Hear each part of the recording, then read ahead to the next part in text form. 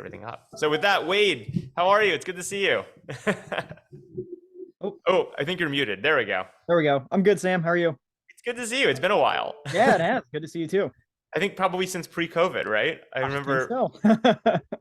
Well, it's great to see you, and thanks again for joining and kind of helping kick us off on this kind of on this journey and story. I mean, I think just diving right in, I would love to hear because I don't even know. I mean, I know a little bit of the kind of the founding story of Zapier. Like, you guys have done a very non-traditional thing, although you kind of started at YC, which is pretty traditional. Like, can you kind of give us the kind of the flavor of how you guys got going and down this path? Yeah, so I started Zapier with two co-founders, Brian and Mike. We were in Columbia, Missouri. This is in 2011. We're more or less like right out of school. Mike is still wrapping up school. Columbia, Missouri doesn't have like strong ties to Silicon Valley. We're not. I don't know like any venture capitalists or seed founders. Like that's just not a part. Like it's just a totally foreign world to us. But what we do know is we worked at this company, Veterans United, which is a company founded by two brothers. It's owned 50-50. It's LLC. They'd never raised a dime. They'd had two companies prior, same thing, totally bootstrapped. They'd sold those, done well on both those things.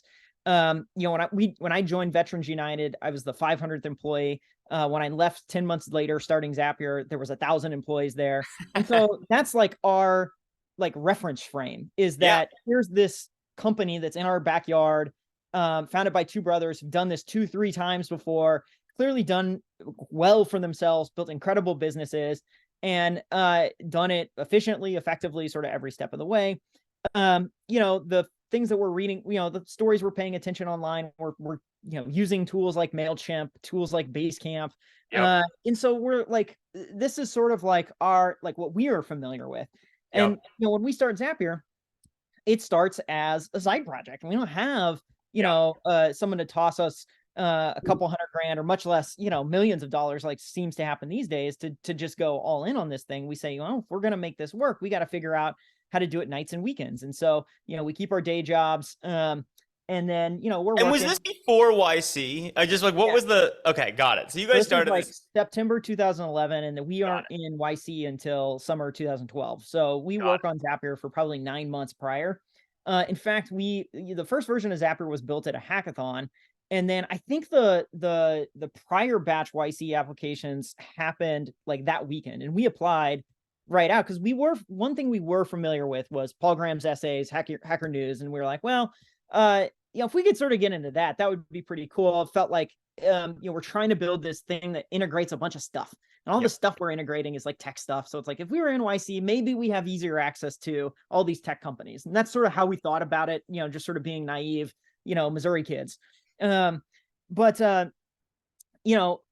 apply to YC right after that weekend, and we just get straight rejected. Like just sort of, hey, thanks, but no thanks. Which, candidly, it made sense. It's like, we're sort of nondescript folks who haven't done much. There's not much on our resume that says like, oh, these folks are going to go do something impressive. But, we sort of didn't let that deter us. Like we weren't really in it for sort of fame and glory. It was just like, this would just be a fun thing to work on. We were really excited to go do that. And so we just kept working on it nights and weekends, made steady progress. We would work from, 6 p.m., 7 p.m. till like midnight, 1, 2 a.m., just whatever we go. And we're right out of school. We don't have other responsibilities. So like we have a certain affordance to be able to go do that maybe other folks in certain different life situations don't. But at that time, that was fun for us. That's what we loved. We wanted to do it. So we did that for, the better course of like, 6, 7, 8 months. And by that time, we'd actually launched a prototype. We had about 1,000 people using the product in beta. We had about 10,000 people in a launch list. And the YC batch sort of stuff, applications has come back around, and we thought, hey, why don't we apply again? We had a fair number of YC companies that were using us at this point in time. So we, sort of did the song and dance. We're like, hey, you all have any advice for us? How to get to sort of do the interview, do the application, stuff like that. We learned that there's this thing called recommendations, and some of those folks made recommendations for us. And, this time around, we, went through and ultimately got accepted into YC. Came out to California, went through the thing, and then, we get to demo day, and, so we're in Silicon Valley now. We're exposed to more of this mindset of like, hey, you go raise money, goes raise money. But we're still torn because we have. But you did ultimately raise a little bit of money, right? Like so we did a seed demo day that was like 1.2 million ish. but I'll be honest, like we were conflicted. Like we're sort of coming from this sort of this world, but we sort of got this other foot in the Silicon Yeah. Valley world now. And maybe sort of counter to like public perception, YC doesn't really push raising that much money down your throat. PG is still running the batches at this point in time. And the thing he's saying is like, just raise what you need. If you don't need much, don't raise much. But it's sort of the phenomena inside YC is somewhat funny because you sort of hear this as the message, but you've got this like ultra competitive like set of batchmates that are all raising a bunch of money. And so it's sort of like you have this one message and it's going in one ear and out the other. And people are just out there like, trying to see who can raise at the highest cap, like doing all this sort of stuff. And it's sort of like, it's like in the water. It's not like overtly, like people are keeping a leaderboard somewhere or anything like that. It's just the hive mind is sort of there. Well, I assume that you could tell me if this is right or wrong, Wade, at least from your experience. I think part of it also is just like, when you have companies that are so young and just starting out, there's nothing else to compete on, right? So if you have a bunch of like competitive companies, right, in a lot of ways, and they don't yet have real customers or things like that, maybe they have like a few demo people, it just becomes like an easy thing to compete on, whether or not it's actually right for the business. Do you think that's the right way to think about it? Probably a reasonable hypothesis. We were fortunate. We had, we got introduced to Kevin Hale, and Kevin Hale was the founder of Wufoo, and Wufoo at the time was sort of had the record of highest return to YC ever because they'd sold to SurveyMonkey and they'd raised like just 100 grand or something like comically low. Yeah. And Wufoo had ran the company in I want to say Tampa Bay, and they had an office, but they still ran it distributed. And so Kevin's sort of 1 foot in Silicon Valley, 1 foot out. So we're just like asking Kevin, like, hey, what do you think about all this? Like, are you like, do you think this makes sense? Do you not make this makes sense? And so we're raising some money, and we all along when we're raising money, we're thinking, all right, we're gonna raise as much as we need, but we're gonna treat it like it's the last money we ever had. Like it would be helpful to have some because we had, I think, about 6K in MRR at that time, which was not much. And like we've got like, well, wives and ramen costs money. Yeah, and it's like rent costs money, food costs money, and 6K is not much to live in California at this point in time. So you're just like, it would be nice to have a little bit of something, and then we're just going to see how long we can make that last.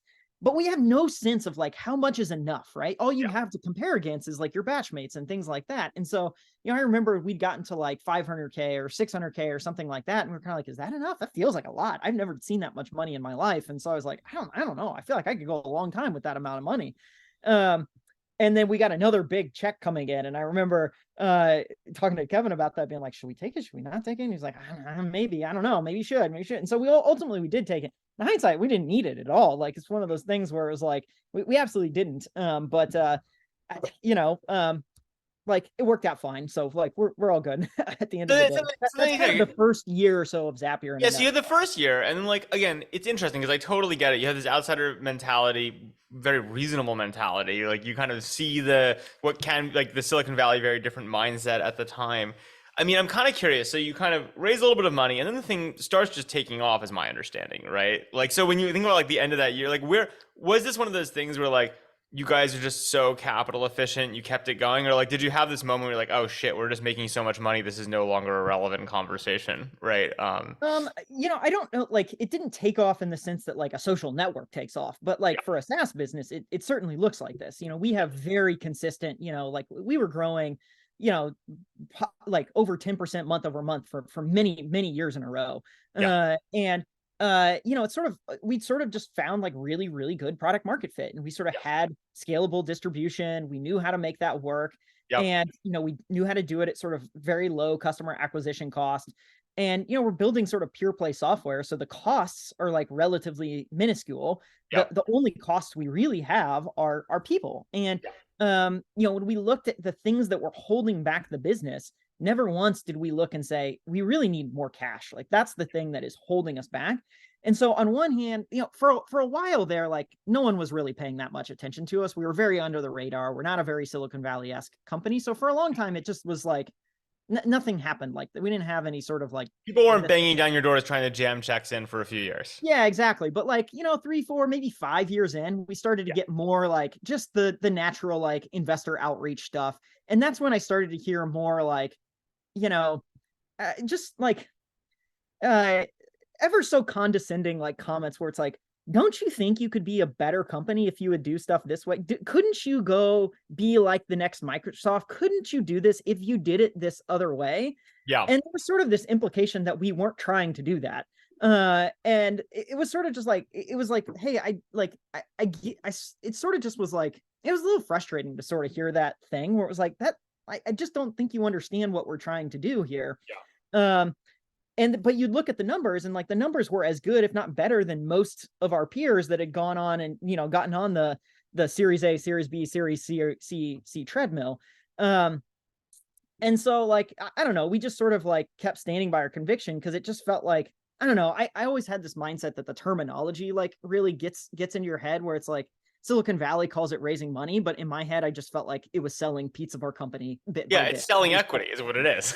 Yeah, it's like, and I was like, I don't want to sell my company if I don't have to. It's like that's a thing that you want to do. It's sort of like I really need to go get this if we need to, if we truly need it to get to the next level. So let's talk about that. I mean, the reasons people generally come up with, you have this thing that's working, you're right, you have great product market fit. At a certain point, might have been, I mean, year one, like other people realize this is a good business, right? Like, and like in various ways, right? And so I guess there's a few, like the first thing I want to ask about is like competitors, right? So one of the reasons people raise, and this is like, I mean, you talk about like one of the greatest capital wastes of all time. It was like obviously Uber, Lyft slugging it out, right? For like, have you ever had those conversations with your co-founders, other people you looked at and said, okay, like there are a bunch of people trying to compete with us, right? Like that are potentially better capitalized, right? Or they have more cash to spend.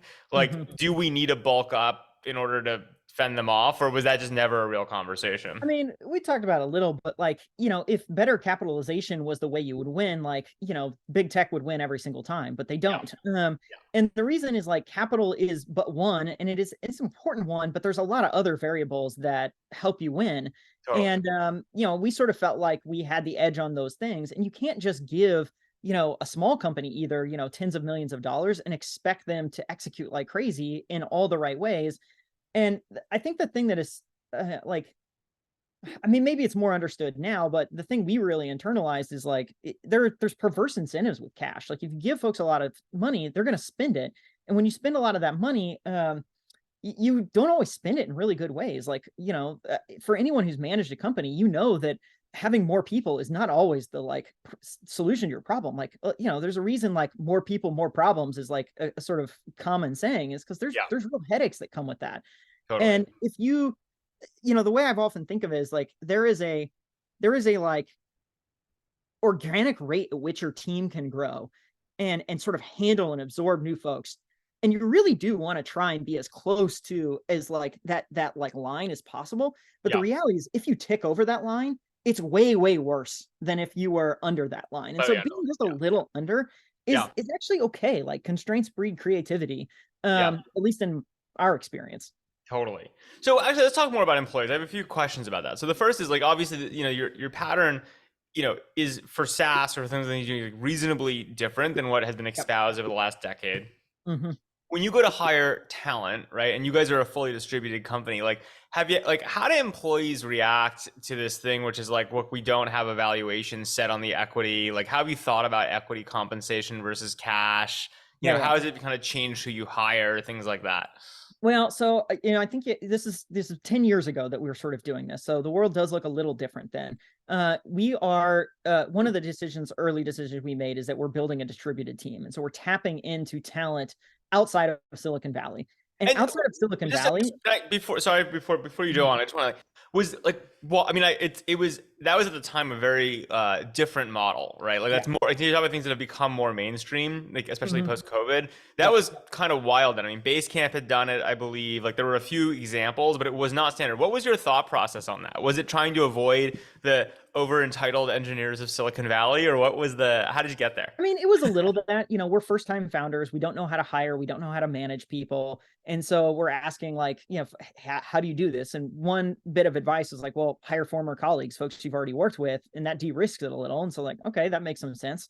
Turns out all the people we've worked with are not in Silicon Valley. They're back in the Midwest. So there's that. Also, the folks in Silicon Valley are really expensive.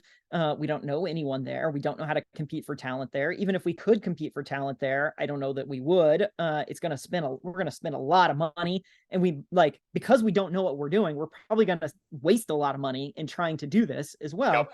Versus, the folks we know back in the Midwest, like I'm from Columbia, Missouri, and in Columbia, there's three big employers. The main one is Carfax. A senior dev in 2011 at Carfax makes 80K a year. Yep. And so I just look at that and I'm like, there's not that big of a difference between these senior devs at Carfax versus, this sort of average engineer that's getting hired in these big tech. But the salaries are just enormously different. The amount of respect, the work ethic, there's like a whole bunch of things that, just gives people a little bit of a chip of their shoulder coming off of, coming out of like Carfax and Columbia, Missouri. And every city, sort of tier 2, tier 3 city inside the United States has similar stories where these folks exist.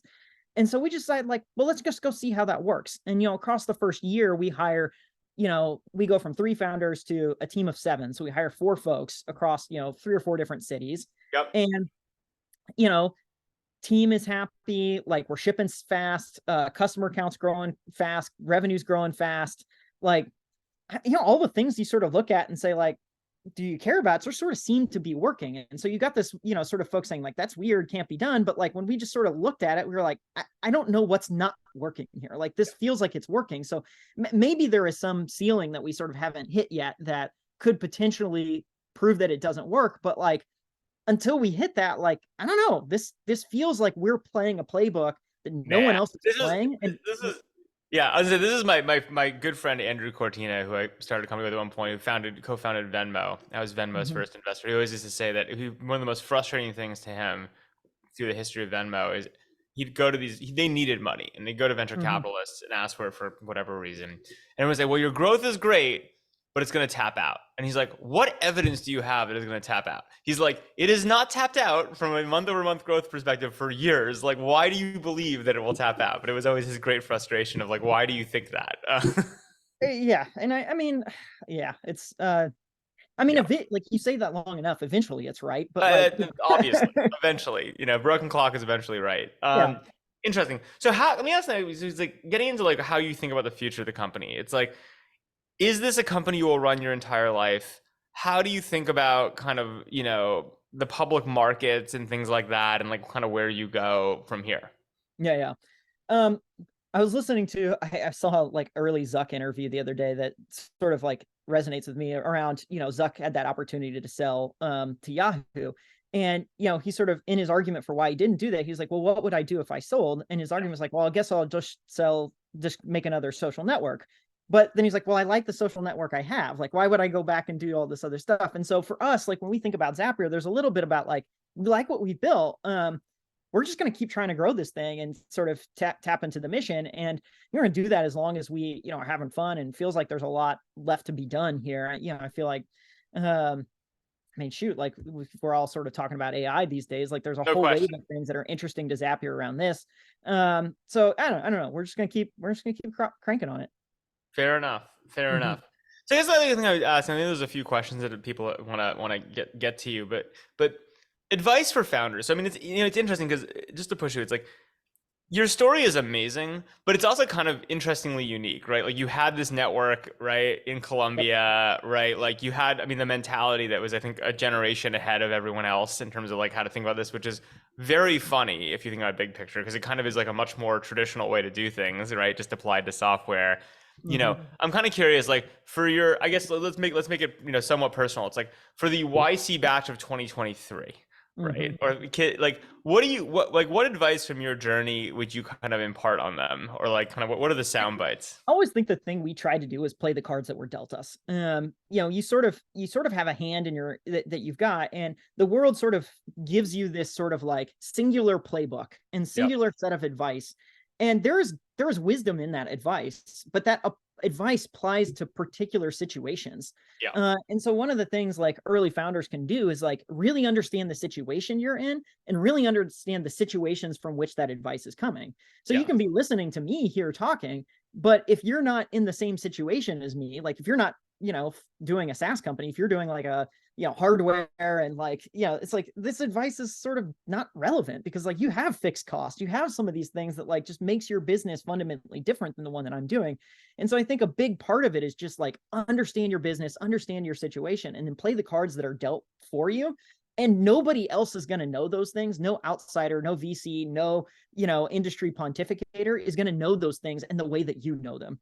Yeah, but I guess like to push you on that for a second. I mean, it's interesting because like I'm curious, maybe going back to when you even started Zapier, kind of this whole idea of founder product fit, right? So one of the things you're saying is like we're having fun for a super long time, we love the journey, et cetera. It's like, you know, how carefully did you think about what opportunity was going to sustain you over the long term in terms of being exciting and interesting versus it just being kind of happenstance? Because I think that's another thing people really struggle with is like, you know, setting yourself up. It's one thing to say, okay, this startup that I'm starting is like a 5-year journey, it's a 10-year journey, but I want to package it for sale. I'm trying to build things super fast. Like, how do you think about kind of going back to the, finding opportunities that not only in terms of like it's an exciting space or idea, but the type of company is going to allow you to build is the type of thing you want to do for a really long time? Well, I don't know that you can always know that. Like, Yeah. when you're like started Zapier when I was 24 years old. So like some of it is just luck. Like, Yeah. I think we started it in a spot that like at the time I had some personal passion in. I care a lot about productivity, efficiency. Like that's a thing that I just sort of always was like messing around with stuff like this. Similar to my founders, we had similar set of values, similar approach to thinking about businesses. And so some of that just was like, you know, happy, happy chance that sort of that all sort of worked out. Um, and I think again, you just got to be honest with yourself. Like, there's nothing wrong with starting a company and packaging it up and selling it if that's what you want to do. Yeah. Like that's not like counter to sort of maybe what you might hear from others. That's like a very fine thing to go do, and you can make a lot of money and like set yourself up for life in a really good way if that's how you want to run it. So again, I think it's just like play the cards that are dealt and do the thing that really makes sense to you. Yeah. Um, I find the sort of like religious wars around like bootstrap or venture or this way or Yeah. that Yeah. way to be a little tiresome. It's like Of we're all course. just trying to build businesses at the end of the Well, day. but let me ask you, I'm kind of, let me take another personal comment. I'm just kind of curious, here's my mentality about it. Like, I actually don't know. It's like, you obviously have like so little capital in your cap. Like, I assume Bessemer, whoever, I think it was Bessemer who kind of like was the big check in Mhm. your super early round. At some point in history, they're gonna be like, "Hey, we would love you guys have built a huge amount of value. It'd be great to be able to sell, right?" I don't know if again from a personal burn perspective and just how you want to live, like you've built something super valuable. Like I have no idea like how you've thought about taking some money off the table just to live and buy a house or whatever it ends up being. How do you think about that like from a long term perspective? And like, do you worry about putting later stage, PE folks on your cap table? Like, how do you think about some of those types of issues, if you're doing it for the long haul? Well, I think, if you sort of set your cap table up well, one of the things I've sort of learned is that it gives you a lot of choice in the matter. Yeah. And so you can go find partners that you feel like are really in it for this stage of the journey and are aligned with what you're going to do. Yep. I think the difference between, say, what we did in that seed round in 2012 versus, we've had a chance to do some like secondary stuff later on is that those were like very intentional choices. And the folks that were like, they're joining onto the Zapper journey much later, they knew exactly who we were. They knew Yep. exactly what we were going to go do, and they were Yep. signing up exactly for that vision and mission. Whereas in 2012, like I was just I didn't know enough to like talk about all this stuff and articulate it in this sort of like clear, focused way. It was just sort of like, oh, we're just making a company and be helpful to have some money and like, it's like a little more simplistic, right? In its nature. But 12 years in, you just sort of have a sense of like who the company is and what its heart is and where it's going to go, that it attracts the type of partner that you want for the long haul. And there's so much options. Like there's way more money out there, even in a tough environment like this. There still is, people are always looking for great companies, Yeah. even in tough times. And if you have a great company, like you're gonna have the chance to go find someone that's a really good fit for that journey. And so if you need to cycle someone out that like needs to, like you're gonna have the opportunity to cycle someone in that is just the right fit for that moment in time. Yeah, fair enough. Fair enough. Very cool. Carolyn, I think there was at least one question people had that you want to pop in and make sure we're asking the right questions. Yeah, we had a quick question from Luke, who understands the dilution piece of taking on unnecessary capital, but is worried about how not taking on capital could have an adverse impact on valuation in the event you sell your company. How do you think about optimizing for a high value exit? I think the answer is Wade doesn't. I But Wade, what's the haven't answer? sold my company, so yeah, I don't know that I can answer on it. Some of the premise feels a little off to me. Like I think of, I mean, I sort of come at it maybe from the opposite angle. Like you look at all these companies that raised buku bucks in the last, couple of years, who are now all topsy turvy. And, they would like to, they would be able to sort of find a soft landing or a good exit for their team, but they've got these cap tables that are just all messed up. And those companies are gonna, something's got to give there, and it's likely investors are going to either go to zero, or the businesses are just going to go belly up, one of the two. And there's no way that's not going to wind up good for really anyone in those Yeah. situations. And And look, so this idea of like raising a bunch of money because it's going to help you get a better exit the next time around, I don't know, it doesn't sound true to me. But again, like maybe something I don't know. no, for what it's worth, and I'll just kind of add on to that. I think like one of the things I've noticed is like there, unfortunately, to your point about the topsy-turvy markets the last few years, there are actually a lot of companies that will have built really good businesses that the founders and the early investors just aren't going to make any money on, right? Mhm. And the reason is because like if you raise too much money with liquidation preferences, and then again like you get, we'll call it buku bucks, right? You just like get insane amounts of money and that you either don't know how to deploy or deploy extremely inefficiently, right, to keep growing, right? I mean, that's the thing that I think is a real tragedy, right? Is founding companies is so incredibly difficult, right? Like seeding companies, Mhm. it's not as difficult as founding them, but it's also like you're taking real risk. And to be like, okay, Mhm. we were right. We did build something super valuable, but we burned so much capital in the process of it, or we took too much capital late thinking we were going to Yeah. be able to, double down on it and we didn't. And like we leave with almost nothing is just like a really sad journey, right? In terms of versus kind of the option, right? So I think that that's like a really, no one thinks about that liquidation preference, right? Because it's irrelevant until you do, and then it really hurts you, right? If you're raising too much money 100%. late. Um, 100%. so I And think the other thing. So go ahead. I was gonna say the other thing that Rhythm Gupta is asking. Rhythm, is that really your first name? That's a pretty cool first name. The is just which I want to ask you like one more time about. I kind of touched on it briefly, but I think it is a really like competitors, right? You guys do have competitors, right? And like they have raised, my sense is a lot of money. Now you guys are, my understanding is, are still dominating the market, but like I just wonder between your co-founders and the team, have you ever had those moments where you're like, shit, we really want to invest more than we can afford to right now? Like, should we go raise a bunch of capital to like, to defend our position or like, to build out our enterprise team, to lock up more contracts faster, or any of that type of stuff? Yeah. We certainly do have those debates. I think, again, I don't think that raising money was the solution in those instances. In the places where we've sort of ceded ground to competition, it was not because of lack of money. It was because of mistakes that we made. It was because of choices that we made or poor execution that we made, things like that. That more than likely was the thing that held us back. I think Yeah. the moment you sort of get to this treadmill of like raising outside your means, you start investing money in ways that don't always really make much sense. They only make sense in sort of like this like very Silicon Valley way of running a company. But the bet, I don't know, the thing that's always worked well is like if you want to start something 0 to 1, it's like small team, give them a small amount of money, go prove out that case, hit those milestones, keep going, and then get things sort of that like you just don't want to get too far out of over your skis. And like I see so often people just getting way out over their skis, and that ends up being a headache. There's that saying that like most companies don't die from competition, they die from indigestion or whatever. And so like I think just like don't fall prey to that. Yeah. Yeah. Fair enough. Cal, is there other questions you want to call out? The last question in the last minute here is, what would you suggest to ordinary C to Series A entrepreneurs, i.e. not rocket ship or hot sector trajectory companies, about picking your investors wisely when it's tough to raise? Well, I mean, if you need money and it's tough to raise, and you don't have choice, like you sort of do have to like take what's there on the table. This is sort of comes back to like playing the cards that you're dealt with. In any sort of fundraising environment, you sort of have to figure out like who is the seller and the buyer. And in some of those situations, it turns out like you're having to go convince folks to do this. And if you're a hot company, it inverse, like you have your pick of the litter. And so you're usually in one of those two situations. And if you're in the situation where you're not the sort of hot company, you don't have any of the sexy things to sort of talk about, like you probably do have to pick from maybe a more limited set of folks, and you may not sort of get your first or second option at the end of the day. Yeah, and Play the cards that are dealt.